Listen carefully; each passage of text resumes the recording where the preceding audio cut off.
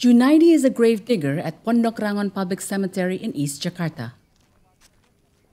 In the middle of April 2020, Junaidi and other grave diggers noticed their work was becoming heavier. The number of bodies needing to be buried more than doubled.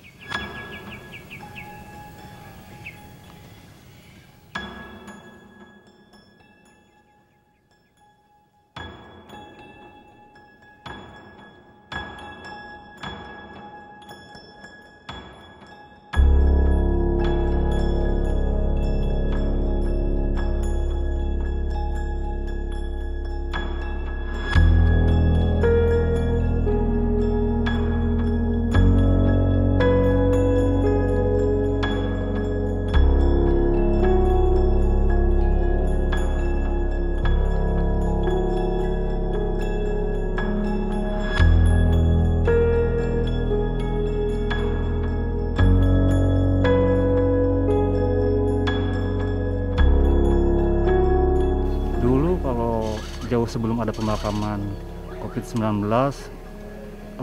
rata-rata pemakaman di TPU Pondok Rangon itu 10 dalam satu hari. Karena sekarang di pemakaman COVID-19 itu jauh lebih banyak pemakamannya.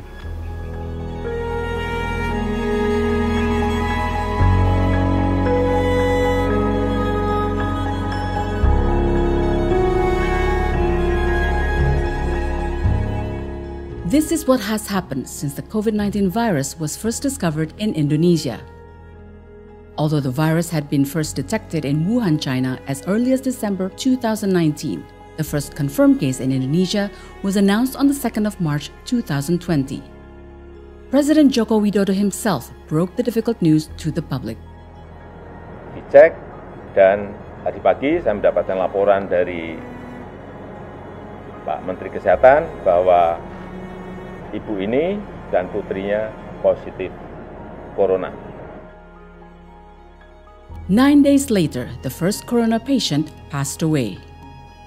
Since then, the coronavirus outbreak has spread rapidly across Indonesia.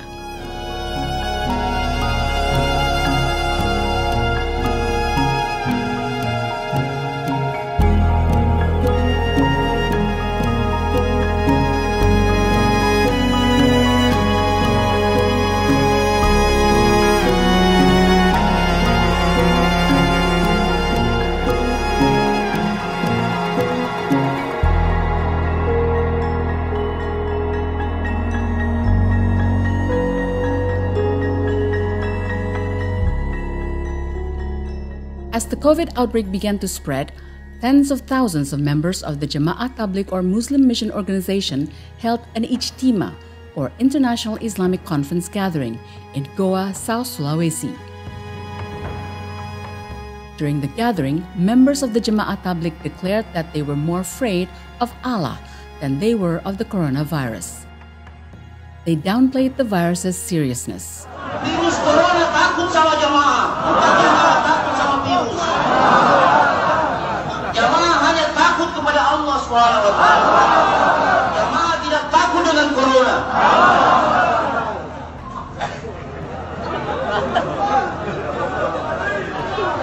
Di mana banyak virus corona, hantar jemaah.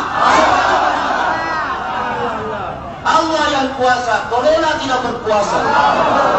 La ilaha illallah.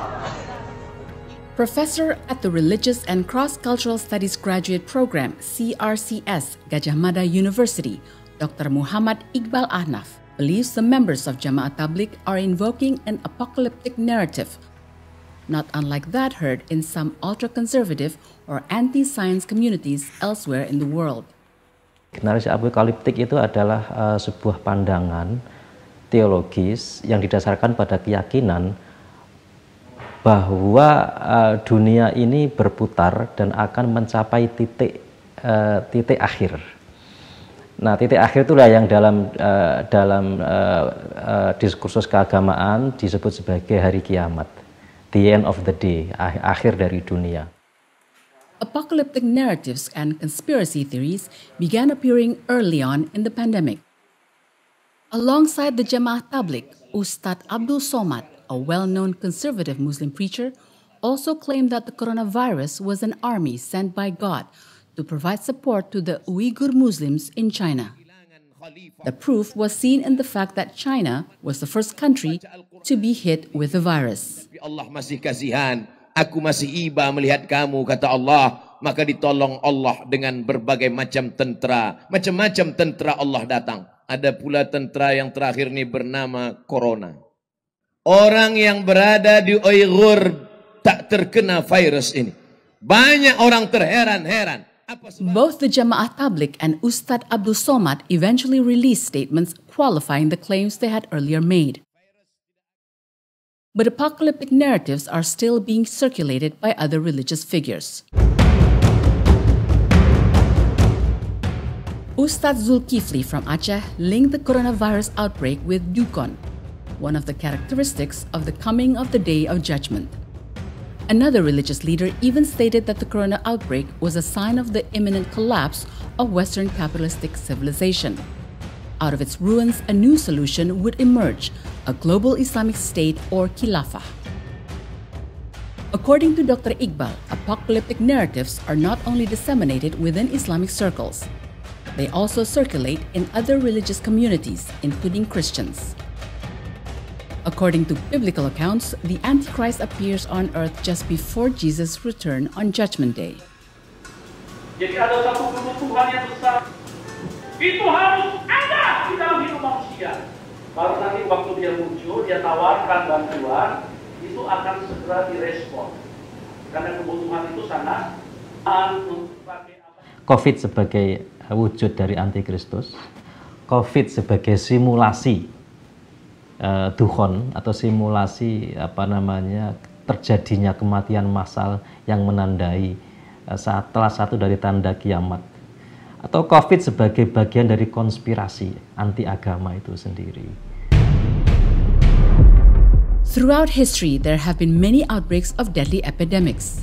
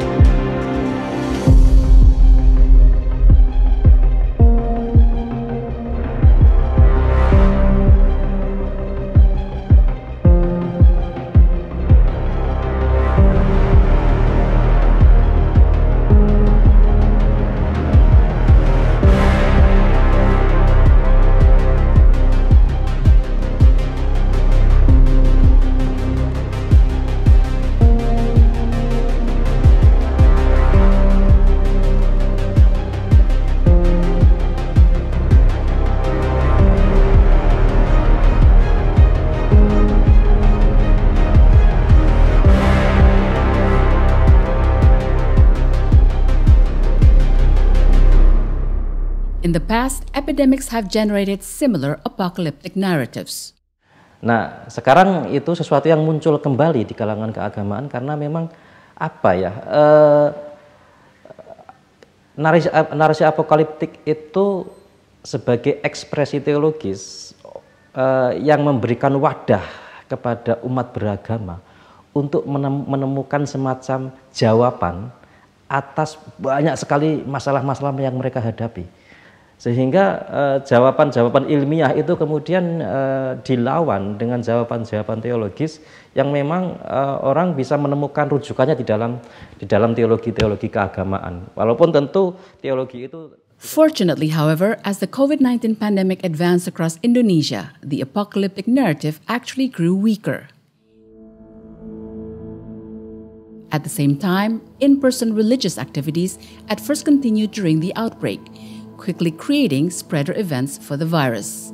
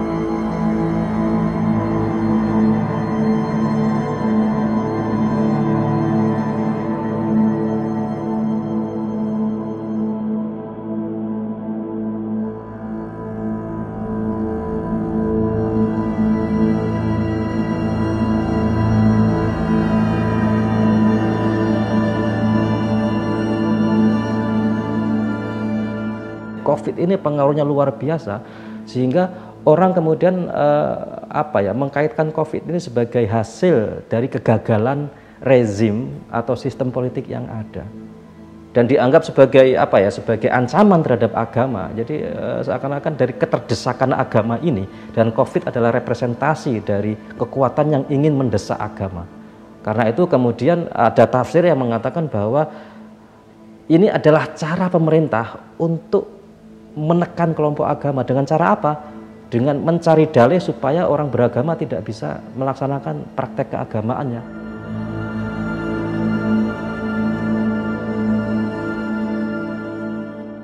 An apparent sign of this has been the government's enforcement of large-scale social restrictions, or PSBB. PSBB was the government's policy starting on the 31st of March 2020. The aim of the restrictions was to slow the spread of the virus.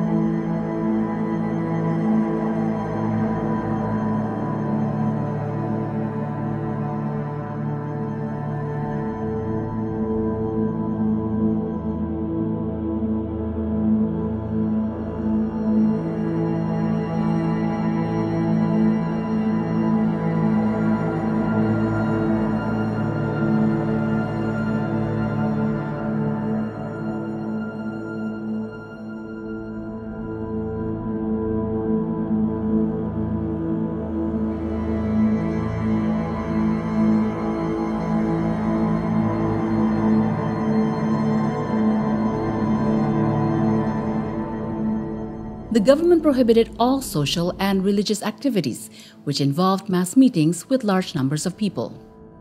Activities in places of worship were included on the prohibited list.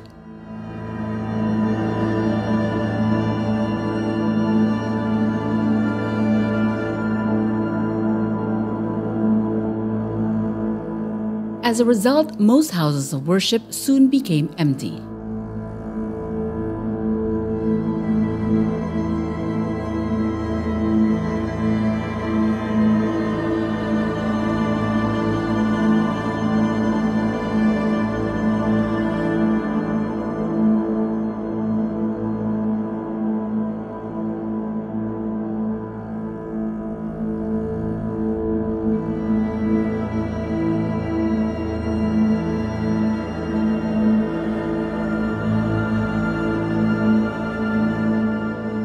Sawiyum's family are Buddhist.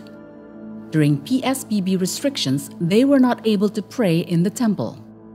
So they decided to do the puja bhakti worship ritual together at home. Supati pano bhagavato sawaka sangho. Supati pano bhagavato sawaka sangho. Sanggang namami. Sanggang namami. Lebih ke puja bakti saja sih, gitu. Jadi untuk pembelajaran agamanya, untuk materi-materinya itu tidak ada sih, cuma yang kebaktian. Habis kebaktian ya sudah gitu kalau di rumah kan. Itu aja sih bedanya untuk di wihara dan di rumah. Kalau untuk kekusukan masih sama. Suka duka hidup ini, terimalah ya Bapa, terimalah.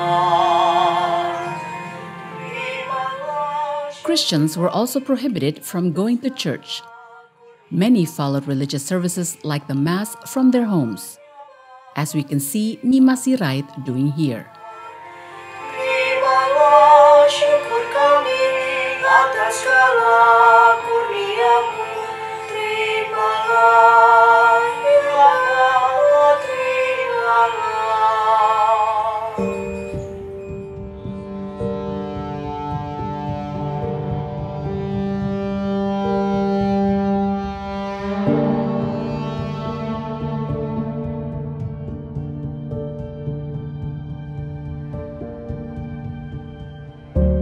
At the time of lockdown, the huge Istiqlal Mosque in the capital city of Jakarta was being renovated. The renovation provided an opportunity to temporarily restrict all worship services in the mosque. According to Professor Nazaruddin Umar, the head imam of Istiqlal Mosque, prohibiting worship in the mosque does not go against Sharia. This is because Islamic law makes accommodations for emergency situations. Many in mosque congregations asked why their houses of worship were forced to close, while markets and shopping centers remained open. Professor Umar explained that religious and state officials had to take into account the provisions allowed in Islamic traditions in times of emergency. Nah, menurut hemat saya dalam kondisi darurat itu lebih utama mal itu dibuka daripada masjid. Ya kan? Daruratnya lebih besar mal itu daripada masjid. Kita bisa berbeda pendapat, ya kan? Masa tidak boleh ke masjid, mal dibuka? Nah, coba kita berpikir. Masjid kan digunakan orang untuk beribadah, sujud. Orang bisa sujud, kecuali kalau nggak diterima sholatnya kalau di rumah. Nanti sholat itu diterima baru di masjid, bolehlah. Ya, tapi kan pergi ke masjid itu kan cuma sunat. Sedangkan ke mal itu wajib kan? Kalau nggak mau pergi beli susu untuk anaknya di pasar atau di mall, udahlah, mati aja kamu. Mau nggak seperti itu? Pakai akal.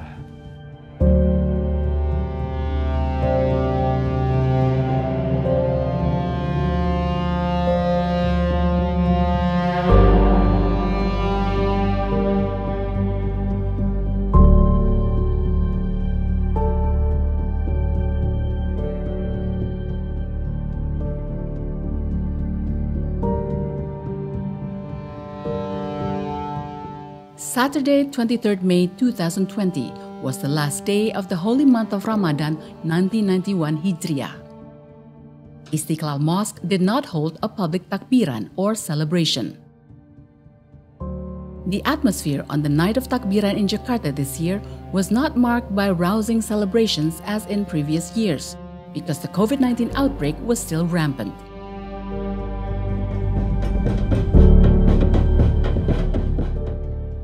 On the outskirts of Jakarta, a number of small takbiran parades still took place, but not many people joined.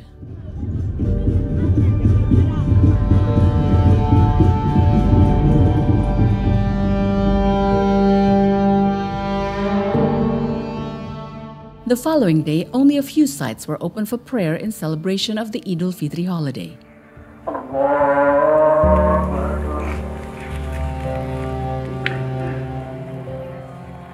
The majority of Muslims instead conducted their Eid al-Fitr prayers at home, praying together with their families. Allahu Akbar.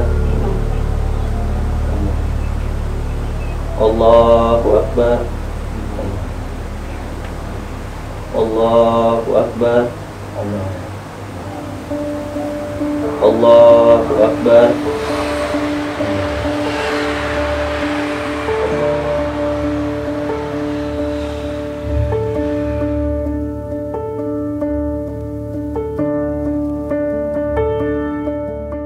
The city of Banyuwangi, located some 1,000 kilometers to the east of Jakarta on the island of Java. The coronavirus also spread throughout the city. One of the largest COVID-19 clusters came from the Islamic boarding school Pesantren Darussalam Blok Agung. There, some 662 Pesantren students tested positive for COVID-19.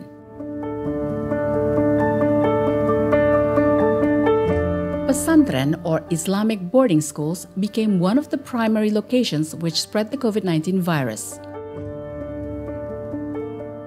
The reason for this is that this culture of social interaction and living together among Santri students is so pervasive and intensive. No fewer than 32 pesantren in Indonesia became clusters for the coronavirus. The total number of infected students soon reached more than 1,700. What is alarming has been the number of deaths of pesantren teachers and support staff. Around Indonesia, more than 1,000 such cases have been reported. It was this situation that worried Gus Ulun Nuha, a young religious scholar or kiai appointed by the PBNU as one of the leaders coordinating the COVID-19 response for the organization's network of religious schools, known as the Rabitah Ma'ahid Islamiyah or RMI. This coordination unit was formed by PBNU to stop the spread of COVID-19 in all NU boarding schools or pesantren. At the end of September 2020, Gus Ulun visited pesantren Ali Maksum Krapyak in Yogyakarta, Java, to ensure that COVID-19 health protocols were being followed.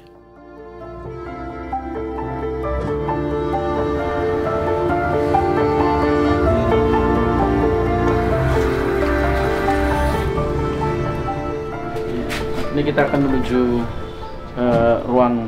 calon ruang isolasi santri. Ya.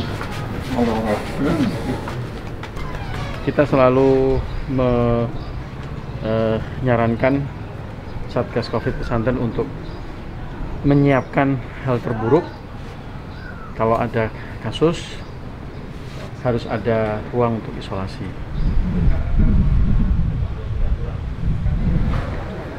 Analisa kita sebenarnya dari mana pintu masuk virus ke dalam pesantren. Kalau kita lihat bersama-sama kan sebenarnya virus masuk ke dalam pesantren itu melalui 3 pintu. Nah, 3 pintu ini yang harus dijaga dengan ketat. Satu, saat santri masuk ke pesantren, which itu harus dengan screening yang sangat kuat gitu. Yang kedua adalah orang-orang pesantren yang masih berinteraksi dengan dunia luar. Ini juga kalau tidak terpaksa sekali harusnya sudah sangat dibatasi. Dan seandainya keluar, harus betul-betul menegakkan protokol dengan sangat disiplin. Dan yang terakhir adalah orang luar yang masuk ke pesantren.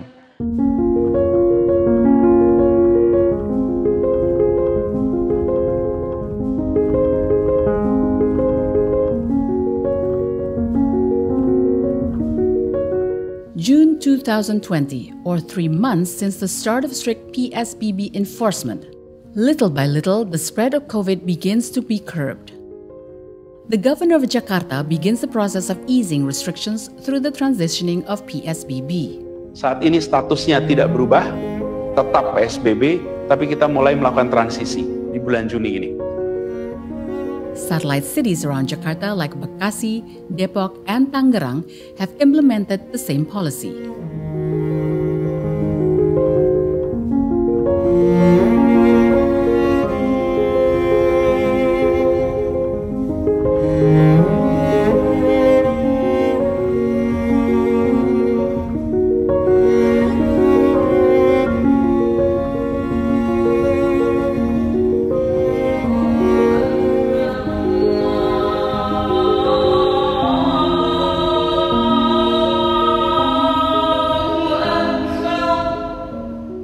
Al-Barkah Mosque in Bekasi gets ready to accept worshippers. As part of the PSBB transition, places of worship begin opening again. Today is the first Friday Al-Barkah Mosque has opened for Friday prayers in the past 3 months. For the worship to take place, the management of the mosque has to prepare specific measurement and implement health protocols.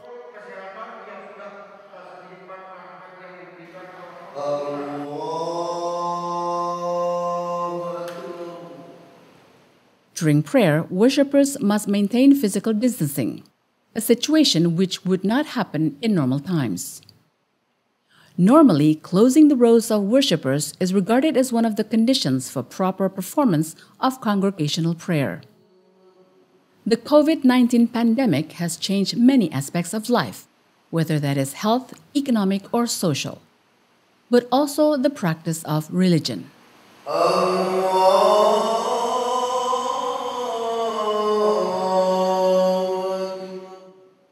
Dr. Samsul Ma'arif, professor in the Religious and Cross-Cultural Studies Graduate Program, or CRCS, Gajah Mada University, suggests that the changes happening in religious communities during the pandemic show the adaptive capacity of religions.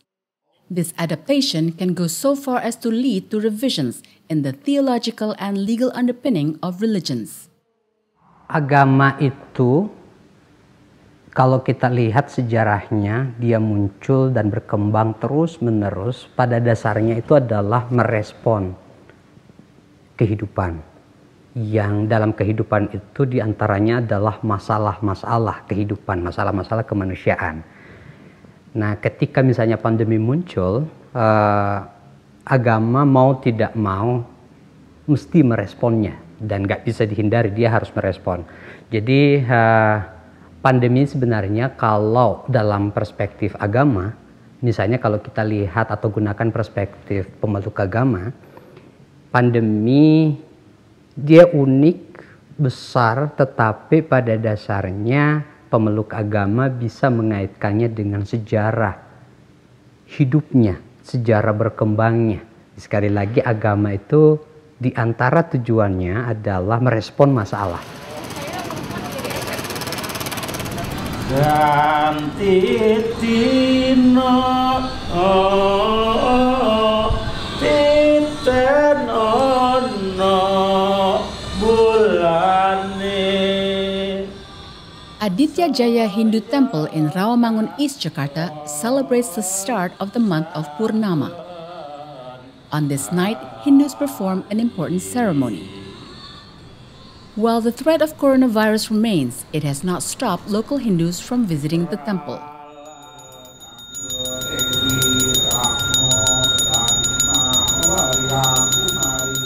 Yang sehari pun itu sepertinya itu barang mewah buat saya. Ya, jadi tadinya kami ke puronya rutin gitu ya. Akhirnya nggak pernah ke pura, lama nggak pernah ke pura, walaupun ibadah juga sama saja di rumah gitu ya. Tuhan juga ada juga di rumah, ya. Artinya sesuatu yang dirindukan gitu ya. Nanti pada saat boleh ke pura itu barang mewah sekali.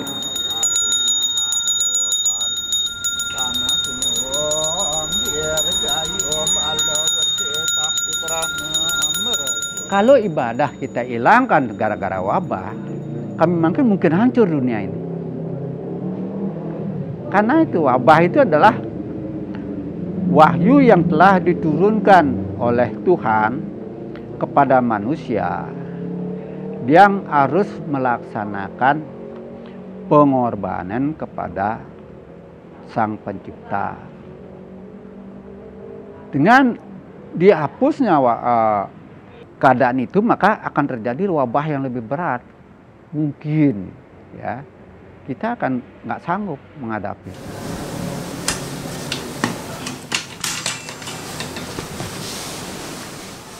Priest Dharma Cakrawijaya gets ready to lead the prayer. Gunasambara Buddhist Temple in Tangerang is also opening to allow worship again. As well as leading the rituals, Priest Dharma Cakra now also must ensure health protocols are followed.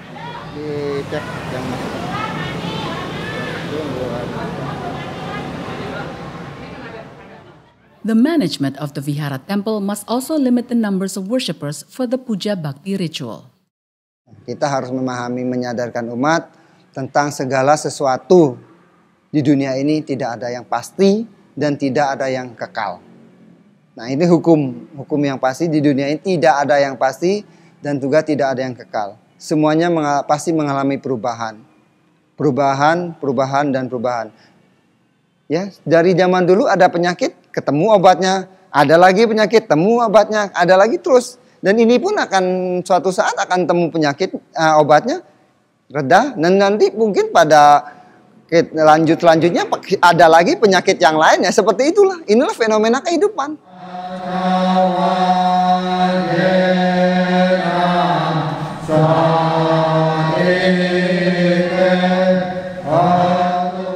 The prohibition of visiting places of worship and the application of health protocols during worship are examples of how religions are capable of being adaptive and innovative in the face of a pandemic that has had an important impact on religious beliefs and institutions. So far, most religious communities in Indonesia willingly comply with health policies, including completely stopping physical meetings. Terus kita jaga bukan hanya pada saat di wihara, tapi pada saat ibu-ibu ke pasar, kalau misalnya terlalu rame lihat orang bergumul, ya mendingan gua pulang dah, saya pulang dulu deh. Ada telur nanti saya... Jadi cara beribadah ritualnya itu diadaptasikan, tapi adaptasi itu juga didasarkan pada adaptasi teologis. Jadi ada reartikulasi, reinterpretasi terhadap pemahaman teologis keagamaan itu yang kita lihat di semua agama.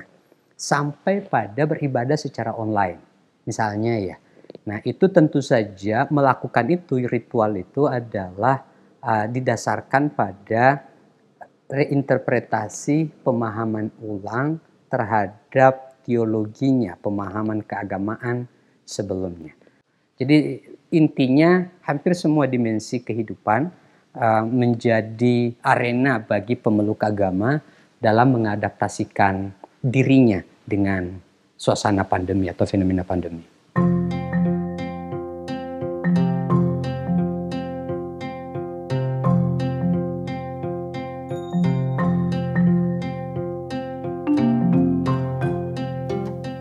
Istiqlal Mosque caretakers sprayed disinfectant around the mosque. This is a new routine after the mosque began welcoming adherents back to pray inside the mosque building. Although it is now open, the number of people who can pray inside the mosque is limited. The pandemic has made places of worship for the public much quieter, but this does not mean that it has stopped religious life. Religion does not only exist day to day, but shows its significance in times of crisis. Daruratul Khamsah itu ada 5 hal yang harus dipertahankan. Al-muhafadzatul ad-din, agama harus diselamatkan. Ya. Al-muhafadzatul nafs, nyawa harus dihidupkan. Ya. Al-muhafadzatul nafs, keluarga harus dipelihara kehormatannya. Al-muhafadzatul alal mal, harta benda itu harus dipertahankan. Ya, jangan sampai diambil orang, mati syahid kalau kita membela harta kita sendiri. Jadi agama, nyawa, keturunan, nasab ya, harta benda, ya itu perlu kita pelihara.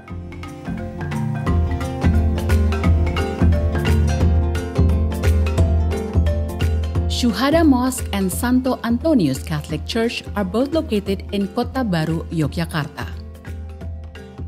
These two places of worship have also had to adapt to the outbreak. Syuhada Mosque has already set up the functions of prayer following strict health protocols. For now, Santo Antonius Church remains closed for Mass in person. These disruptions in religious practice caused the congregation to long for their former practice. Sedih, memang saya sedih ya. Saya lewat itu masjid ditutup dari depan, nggak ada orang jamaah di masjid. Itu rasanya sedih ya. Tetapi ya kita harus memaklumi bahwa ini memang bagian dari cara, mungkin cara Allah untuk mendidik umatnya. Kalau Ada pepatah Arab mengatakan begini, zuraghiban tashtad hubban, ya. Ketika kita sempat dipisahkan dari masjid tadi beberapa saat, muncul kerinduan yang lebih besar, ya. Sama kalau dari pepatah Arab tadi mengatakan, kamu semakin jarang mengunjungi sesuatu, kamu akan semakin menambah kerinduanmu, ya kan ya. Namanya ibadat kan, ibadat kita itu ibadat bersama-sama. Jadi memuji, memuliakan Tuhan bersama-sama. Sementara justru untuk menghindari penyebaran virus ini, syaratnya yang dianjurkan bahwa jangan berkerumun. Padahal ibadat itu justru kami memang berkumpul bersama-sama dari segala macam tempat, berkumpul bersama-sama memuji, memuliakan Tuhan. Dan ini tidak boleh. Dan itu saja kemudian dampaknya besar. Besar sekali, karena ya bukan hanya kemudian kita tidak bisa kumpul, tapi tidak bisa kumpul karena kebersamaan itulah yang kemudian sangat dirasakan oleh umat. Tidak bisa bersama-sama dengan kata saudara-saudara yang lain untuk datang ke gereja bersama-sama memuji muliakan Tuhan, maka pasti dampaknya besar sekali. Kehendakmu, yaitu Yesus Kristus Tuhan dan pengantara kami. Amin. To reduce this feeling of loss or yearning, Santo Antonius Church started organizing Mass online. Those members of the congregation who could not go to church were able to follow Mass through social media. Sungguh layak dan sepantasnya ya Bapa yang kudus, Allah yang kekal dan kuasa, bahwa dimanapun juga kami senantiasa bersyukur kepadamu. Sebab hari ini Engkau menyingkapkan misteri penyelamatan kami yang tak terperikan. The COVID-19 outbreak has opened up alternative ways to worship. Religion continues to exist without meeting physically in person.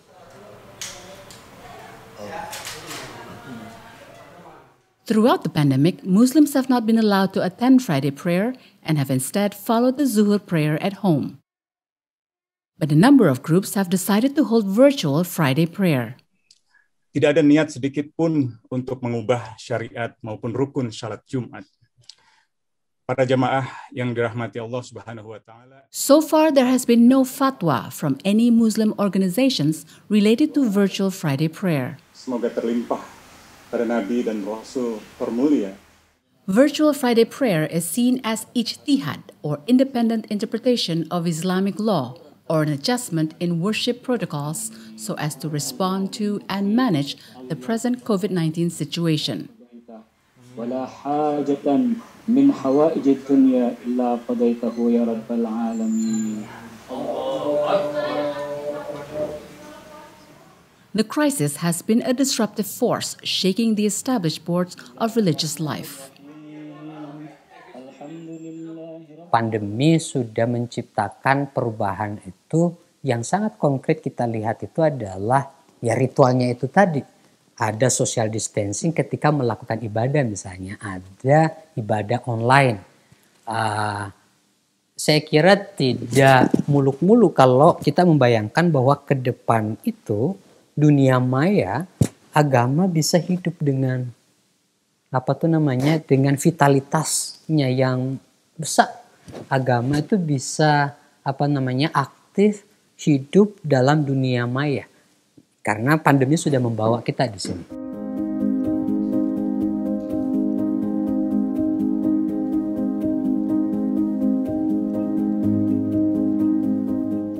Saturday after dawn, the pastors of Santo Antonius Church in Kota Baru, Yogyakarta have already welcomed the congregation.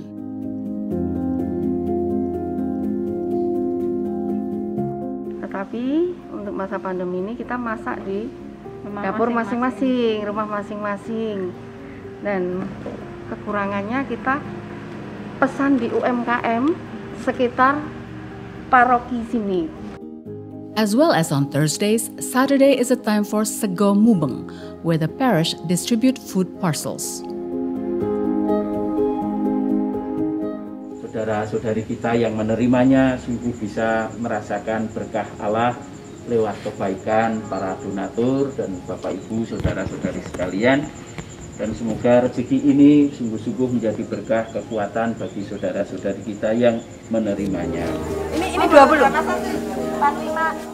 The Segomubeng movement, or rice distribution, was a routine activity at Santo Antonius even prior to the pandemic. In the course of the pandemic, this social welfare activism was extended to include Syuhada Mosque to expand the movement across faith communities. This interfaith initiative is intended to support the many groups in society who are experiencing economic hardships as a result of the pandemic. Bahwa kita bersama ingin membuat kawasan inklusif yang mungkin sudah lama ya interaksi dengan Romo Mahar, bagaimana Romo Mahar mendukung kami membuat Syuhada yang tahun 2018. Jadi mungkin perjumpaan ini menjadi perjumpaan yang inspiratif bagi kami dan reflektif mungkin tentunya. Terima kasih Bapak Ibu, izinkan saya bergabung juga untuk mengikuti kegiatan ini.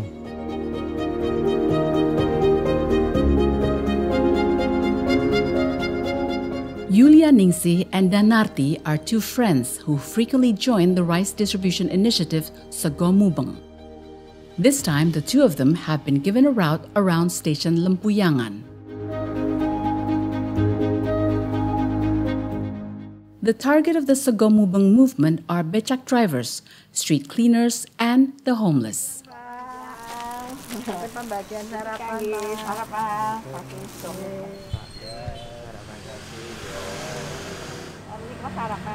Terima kasih.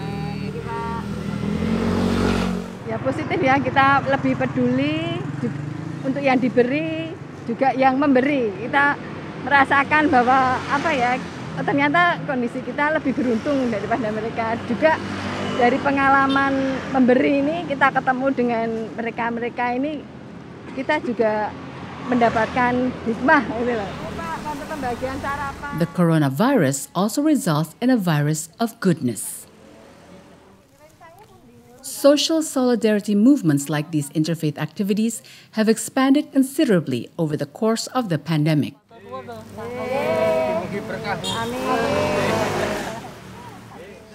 Located at Yogyakarta, the hub of the Gus Durian Network, a network of progressive Muslims dedicated to the principles of democracy and inclusivity, is the Buruh Gendong Public Kitchen, opened by women.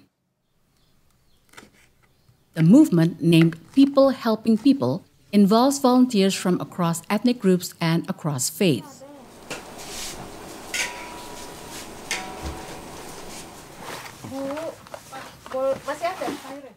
Otis Ambrosio Salaya is a young person from Papua. After graduating from university in Yogyakarta, Otis could not go home because of the pandemic. So Otis decided to join the Buruh Gendong Public Kitchen. He joins with hundreds of helpers from different areas and different religious backgrounds. Atau mayoritas adalah kawan-kawan mahasiswa. Kawan-kawan mahasiswa tingkat akhir mayoritas ya. Yang punya waktu, yang tetap tinggal di Jogja. Nah, ini juga lintas daerah nih, lintas suku nih. Ada teman-teman dari Flores, ada dari Samarinda, ada dari Riau, ada dari Makassar, macam-macam. Jadi umurnya juga ada di tahap 1, bahkan ada yang kelas 3 SMK. Nah, lalu ada Ibu Dia, 59 tahun. Ada Bu Jilah, yang relawan mobil itu 61 tahun. Mana duluan nih? Kita biru-biru nih. Iya, kita biru. Kamu, aku. Mana nggak ada Bu? Tebel semua ya Bu. Hundreds of rice parcels are distributed every day for workers and the needy around the traditional markets of Yogyakarta. Total yang dimasak dan diantar dari dapur umum 225 nasi kotak untuk ibu-ibu, mbah-mbah buruh gendong di Beringharjo dan di Giwangan. Sekarang kita menuju ke Pasar Giwangan. Banyak sebetulnya ya Mas apa yang disampaikan Gus Dur terkait dengan solidaritas kemanusiaan. Ada satu kalimat Gus Dur yang sangat clear. Beliau mengatakan begini, fungsi agama yang terutama itu adalah membuat pemeluknya sadar bahwa ia adalah bagian dari persaudaraan kemanusiaan dari semesta yang lebih besar, begitu. Itu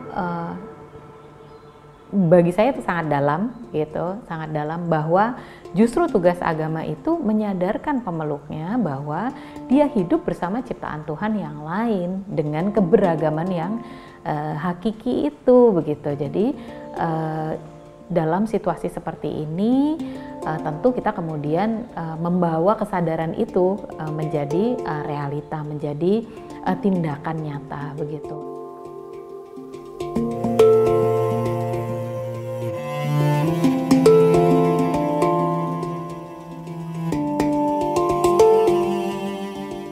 The role of religion and religious organizations in times of crisis like this is very important.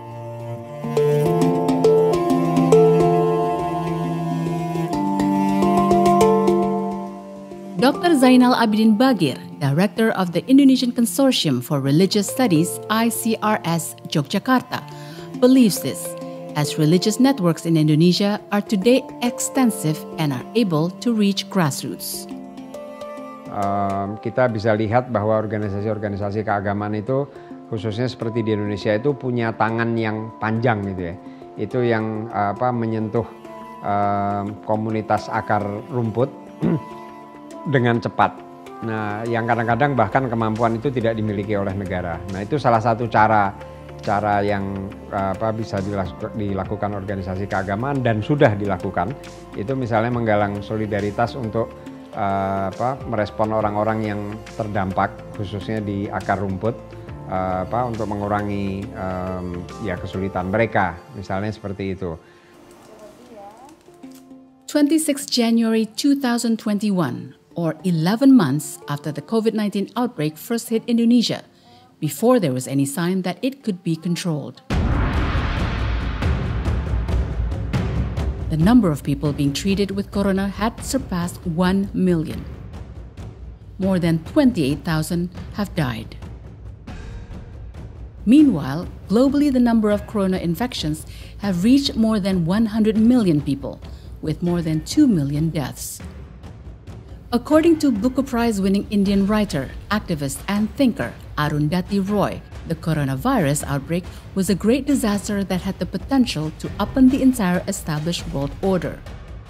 Roy used the analogy of a portal to describe the COVID-19 outbreak with the potential to enter into a new world.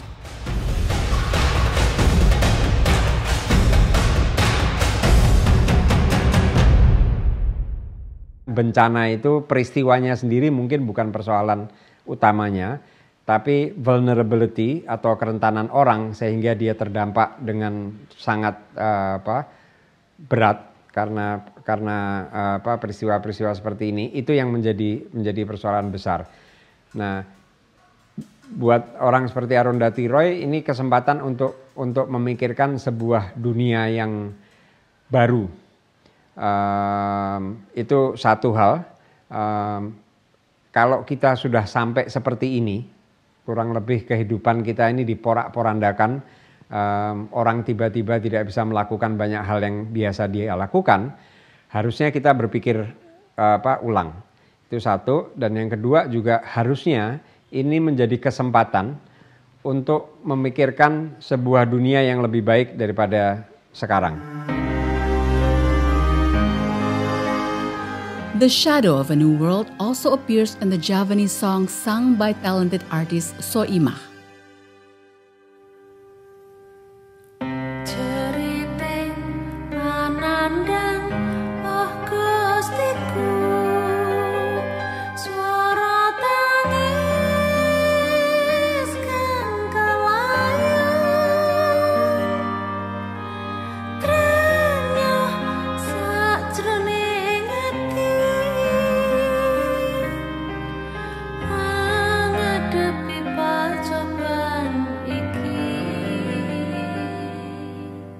The song titled Jagad Anyar Kang Dumadi, or A New World to be Born.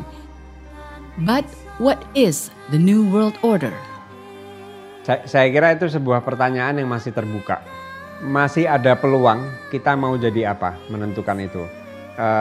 Ya kelompok agamawan, saintis dari pemerintah, birokrat segala macam.